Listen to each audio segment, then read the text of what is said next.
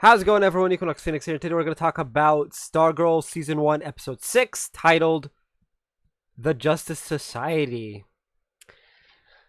Yeah. Okay, so, first things first, of course, this episode has, for lack of a better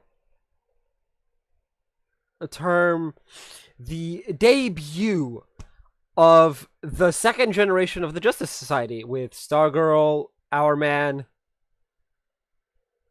or Our Woman, no, wait, yeah, Our Man, uh, Midnight, and Wildcat.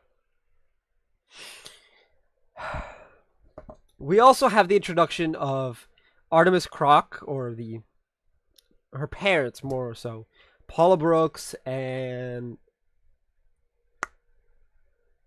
I forget what the other guy's name is. I should probably look that up. Hold up, hold the phone. Stargirl fandom.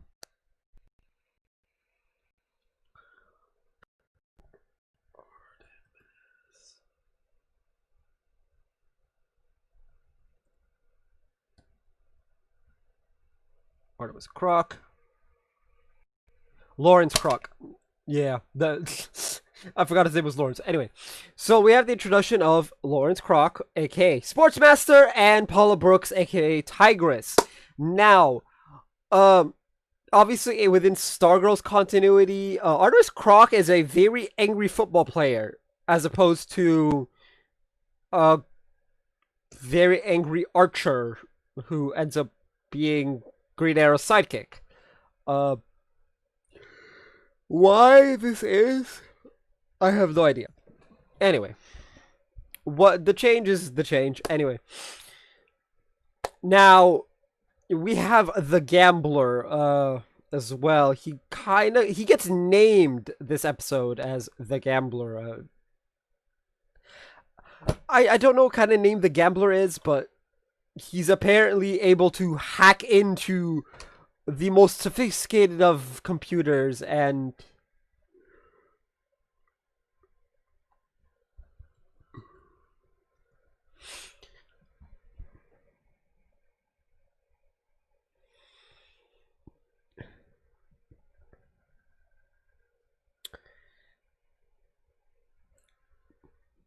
yet his name is the gambler. We know,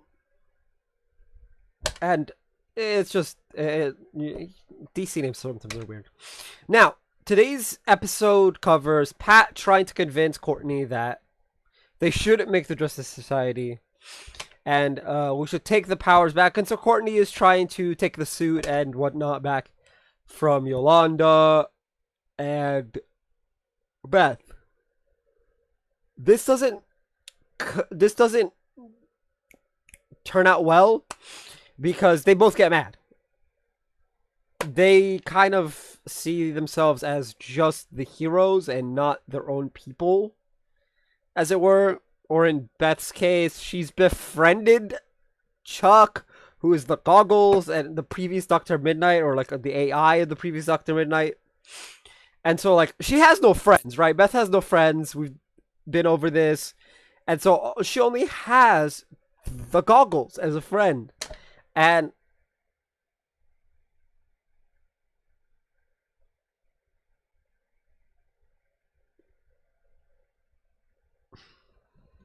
of course she takes it's like a very feelsy, like, pull on your heartstrings kind of thing when Courtney tries to talk them into returning the stuff. Of course, when she finally does tell them she needs the stuff back, they just refuse. Pat, when he goes to Rick to get the hourglass back, Rick tells him off. He's like, "You're completely useless. You've had this for the last decade and change." Talking about his dad's journal. You failed. It's now our turn, kind of thing. And so with this, they all kind of meet up, kind of thing. It's like, meet together. It wasn't like an intentional, like, we're gonna plan a meetup and then they met up.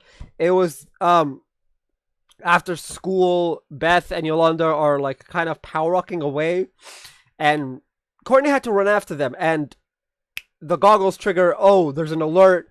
The gambler has snuck into a building and is trying to hack it in using the same code that he uses all the time. And of course, Rick shows up and he's like, "Yeah, I've already been there, done that. We've told him to, go where the sun don't shine, as it were." And they go and face off against the Injustice Society, and of course, they get their asses beat by Sportsmaster and Tigress. Now, right as the copying of the satellite files is done by the gambler, I don't remember his IRL name, Sportsmaster and Tigress end up in a face-off with the four kids and S.T.R.I.P.E, or Pat.